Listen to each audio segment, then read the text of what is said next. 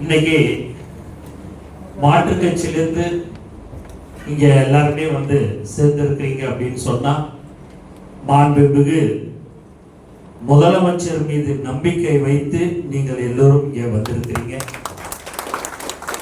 அதுக்கு நாங்கள் ஒன்னே ஒண்ணுதான் சொல்றோம், உங்களுக்கு எக்காரணத்தை கொண்டும் மரியாதை என்பது தமிழக வெற்றி கழகத்தில் கண்டிப்பாக உங்களுக்கு உண்டான மரியாதை இருக்கும் என்பதை தெல்ல தெளிவாக நாங்கள் தெரிவித்துக் கொள்கிறோம்.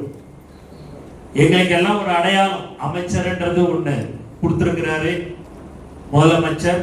ஆனா நாங்க எப்பயுமே உங்களோட ஒருத்தவராக தான் நாங்க இருப்புமே ஒழிய நாங்க ஒரு அமைச்சர் நீங்க எல்லாம் இப்போ புதுசா வந்திருக்கீங்கன்றது பாகுபாடெல்லாம் பார்க்க மாட்டோம் என்பதையும் தெளிவாக நான் தெரிவித்துக் கொள்கிறேன். அண்ணன் செங்கோட்டையன் எல்லாம் வரும்போது எல்லாருமே என்ன இது நீங்க அந்த கட்சிக்கு போயிட்டீங்களா அப்படின்ற மாதிரி எல்லாம் எல்லாருமே சொன்னாங்க. எல்லாத்தையும் அதையெல்லாம் அது பொருட்படுத்தாமல் இன்று ஒரு நல்ல நிலைமையில எங்கள் அண்ணன் அவர்களை நாங்கள் செங்கோட்டையன் அவர்களை மாண்பு முதலமைச்சர் அவர்கள் பார்த்து கொண்டிருக்கிறார்கள் என்பதை சந்தோஷத்துடன் தெரிவித்துக் கொள்கிறேன். மேலும் மாண்புமிகு பொதுப்பணித்துறை அமைச்சர் ரொம்ப அழகா நான் எதெல்லாம் பேசலாம்னு நினைச்சனோ அதை எல்லாத்தையுமே பேசி முடிச்சிட்டாரு. அவர் என்ன சொன்னார், நீ பேசு அதுக்கப்புறம் நான் பேசுறேன்னு தான் சொன்னாரு. ஆனா எல்லாத்தையும் விழாவலியா ஒரு 50-60 வருஷத்து கதையை அழகா பேசி எல்லாத்தையுமே வந்து முடிச்சிட்டாரு. அமைச்சர் குமார் அண்ணா இருக்கிறாரு, பார்த்திபன் சார் இருக்கிறாரு, வெங்கட்ராமன் சார் இருக்கிறாரு, பால்வளத்துறை அமைச்சர் இருக்கிறாங்க, சட்டமன்ற உறுப்பினர் எல்லாருமே இருக்கிறாங்க. உங்களுக்கு மக்களுக்கு என்ன பிரச்சனைகள் உங்க ஊர்ல இருக்கிறதோ அதை உடனுக்குடன் எங்களுக்கு தெரியப்படுத்தினால் அது கண்டிப்பாக உங்களுக்கு செய்து தரப்படும் என்பதை தெரிவித்துக் கொள்கிறேன். ஒன்னே ஒரு தாழ்மையான கருத்து, மற்ற கட்சி மாதிரிலாம் எங்க கட்சி இல்ல, நம்ம கட்சி இல்ல, எங்க கட்சின்னு நான் சொல்லக்கூடாது, ஏன்னா நம்ம எல்லாருமே ஒன்று, நம்ம கட்சி இல்ல.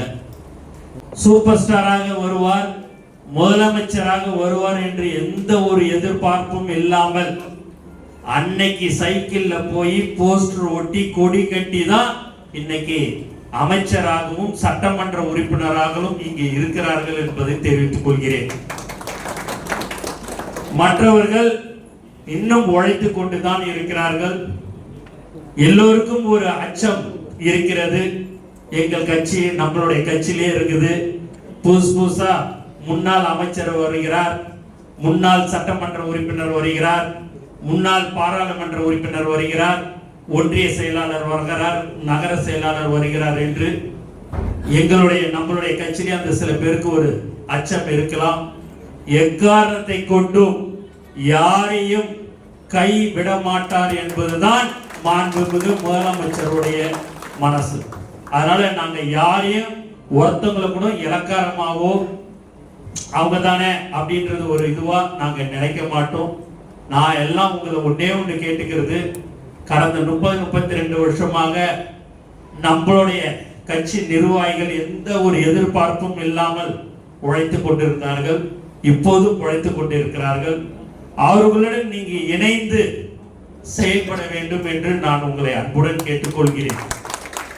அவர்களும் உங்களுடன் இணைந்து செயல்படுவார்கள், அதில் எந்தவித மாற்று இதுவும் கிடையாது.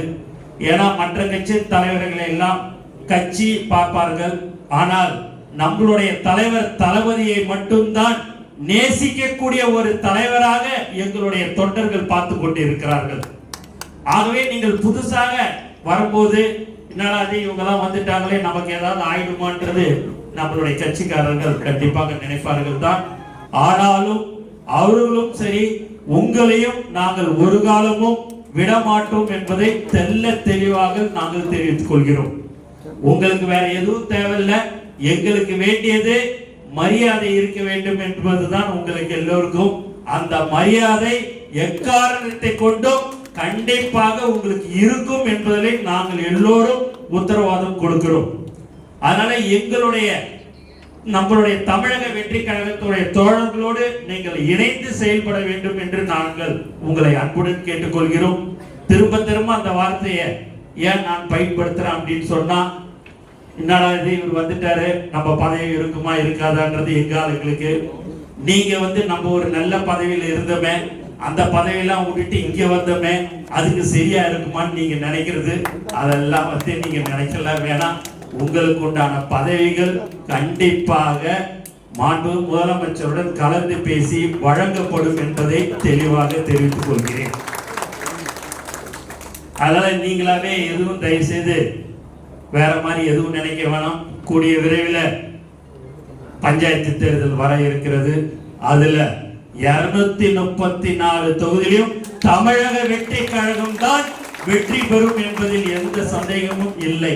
ஏனென்று சொன்னால் நம்ம தலைவர் தளபதி அவர்கள் தனியா சிங்கிளா நீ 20 பேரோட இரு, 26 பேரோட 18 பேரோட கூட்டணி இரு, நான் தனியா வரேன், மக்களை நம்பி வரேன்னு சொல்லி இன்னைக்கு முதலமைச்சராக இருக்கிறார் என்று சொன்னால் மக்கள் அவர்கள் மீது நம்பிக்கை வைத்துதான் எங்களுக்கு வாக்களித்திருக்கிறார்கள். எல்லோரும் பல கோடி ரூபாய் செலவு பண்ணாங்க. எங்களுடைய வேட்பாளர்கள்லாம் 75,000 ரூபாய், 2 லட்சம் 3 லட்சம் செலவு பண்ணி இன்னைக்கு ஒரு சட்டமன்ற உறுப்பினராக இருக்கிறது என்று சொன்னால் அது தமிழக வெற்றி கழகத்தில் மட்டும்தான் என்று நாங்கள் தெரிவித்துக் கொள்கிறோம். ஆகவே யாருக்கும் பெருசா செலவு பண்ணி நாங்க ஜெயிக்கல. முழுக்க முழுக்க 234 தொகுதியிலும் தலைவர் தளபதியுடைய முகத்தை மட்டும் காட்டி அவருடைய பிரச்சாரத்தை மட்டும் நம்பி நாங்கள் ஜெயிச்சிருக்கிறோம். ஆகவே நாங்கள் லஞ்சம் வாங்க வேண்டிய அவசியம் இல்லை, ஊழல் செய்ய மாட்டோம் என்பதை தெளிவாக நாங்கள் தெரிவித்துக் கொள்கிறோம். ஏனென்று சொன்னால் ஊழல் செய்தால் அடுத்த வினாடி அந்த பதவியில் இருக்க மாட்டோம். ஏனென்றால் அதற்கு உடனடியாக மாண்பு முதலமைச்சர் அவர்கள் எங்கள் மீது நடவடிக்கை எடுத்து விடுவார் என்பதையும் நான் தெரிவித்துக் கொள்கிறேன். ஆகவே நாங்கள் எக்காரணத்தை கொண்டும் சகோதரர் ஆதவ சார் சொன்னது போல எக்காரணத்தை கொண்டும் நாங்கள் ஊழல் செய்ய வரவில்லை. மக்களுக்கு சேவை செய்வதை மட்டும்தான் எங்களுடைய நோக்கமாக இருக்கும் என்பதை இந்த நேரத்தில் தெரிவித்துக் கொள்கிறேன். ஆகவே நாம் எல்லோரும் ஒற்றுமையாக இருந்து வருகிற பஞ்சாயத்து தேர்தலில் நம்ம மிகப்பெரிய வெற்றியை நாம் பெற வேண்டும். மக்களுக்கு என்ன தேவைகள் என்று அறிந்து அதை நாம் செய்து கொடுக்கிறோம் என்பதை உங்களுக்கு நாங்கள் தெரிவித்துக் கொள்கிறோம். மேலும் முன்னாள் சட்டமன்ற உறுப்பினர்கள், முன்னாள் அமைச்சர்கள் எல்லாருமே இங்க இன்னைக்கு கட்சியில சேர்றாங்க. அப்படி இருக்கும்போது உங்க தொகுதியில என்ன பிரச்சனைகள் இருக்கிறது என்று எங்களுக்கு தெரியப்படுத்தி விட்டால் உடனடியாக மக்கள் பிரச்சனையை நாங்கள் உடனடியாக அமைச்சர் பெருமக்கள் நாங்கள் செய்து கொடுப்போம் என்று உங்களுக்கு உறுதி கூறிக்கொண்டு எனக்கு வாய்ப்பு கொடுத்த அனைத்து